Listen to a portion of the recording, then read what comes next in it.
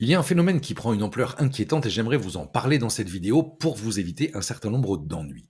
Beaucoup de cadres, de dirigeants au sein des établissements médico-sociaux, mais aussi d'entreprises traditionnelles TPE ou PME me disent non, non, moi la majeure partie des cadres au boulot, ils sont connectés à l'intranet et l'intranet n'est pas connecté au web. Donc de toute façon, on n'a pas de DPO, on n'a pas encore beaucoup bossé le RGPD, on n'a pas de charte de bon usage informatique. Donc l'intelligence artificielle, c'est pas pour aujourd'hui, on va attendre un peu.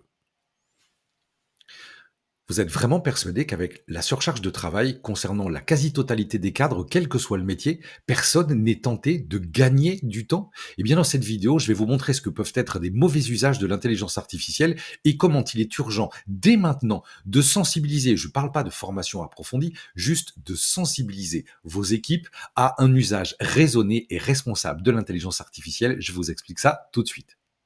Marie est psychologue au sein d'un IME. Elle a une charge de travail qui est réellement importante et qui n'a jamais été mesurée puisqu'elle a 0,3 ETP pour faire les accueils, les entretiens, les suivis, les comptes rendus, etc. Bref, elle ne s'en sort pas. Alors qu'est-ce qu'elle fait? Elle enregistre les réunions de synthèse lors desquelles sont évoqués les noms, bien sûr, des personnes accompagnées, leurs pathologies, leurs difficultés, le nom de la famille, le nom des professionnels, le nom de l'établissement.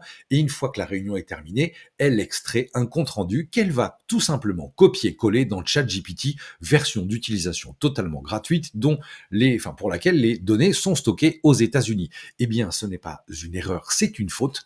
Cette faute, la responsabilité risque d'être partagée entre Marie et son employeur parce qu'il n'y a pas de charte de bonne utilisation de l'IA, les salariés n'ont pas été formés, il n'y a pas non plus de DPO et le RGPD est aux abonnés absents, ça fait pas partie des choses qui ont été travaillées. Je ne veux absolument pas vous faire peur, mais juste vous rappeler que la responsabilité des établissements est engagée s'agissant de la confidentialité, du respect de la confidentialité des données. Qu'est-ce qu'on voit dans les formations d'initiation? Ce que sont les IA et surtout ce qu'elles ne sont pas. Ce que l'on peut utiliser et ce que l'on ne doit surtout pas faire. Ce que sont les process d'anonymisation ou de pseudonymisation. Ce qu'il est possible de faire en matière d'enregistrement. Et oui, il est tout à fait légal. J'ai déjà fait des vidéos sur le sujet d'enregistrer une réunion si tout le monde est informé et si l'objet est clair.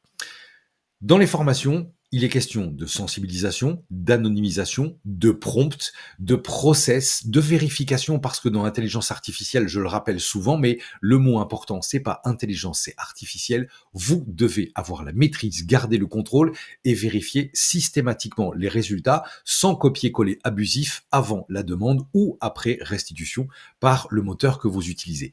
Je vous invite donc à prendre contact si vous souhaitez en visio ou en physique, en inter ou en intra-établissement, faire des réunions de sensibilisation, d'initiation, d'approfondissement, voire qui peuvent tendre vers un niveau expertise, si vous souhaitez derrière travailler la question un peu plus poussée des automatisations et de l'utilisation d'agents multiples. Merci d'avoir suivi cette vidéo. N'oubliez pas d'utilisation sans formation, déploiement d'une charte de bonne pratique, mise en place de tout ce qui concerne le RGPD et le DPO. Et avec cela, vous devriez éviter les usages dévoyés et irresponsables de l'intelligence artificielle. Allez, à bientôt pour de nouvelles vidéos. N'hésitez pas à me contacter pour déployer ces informations sur vos sites.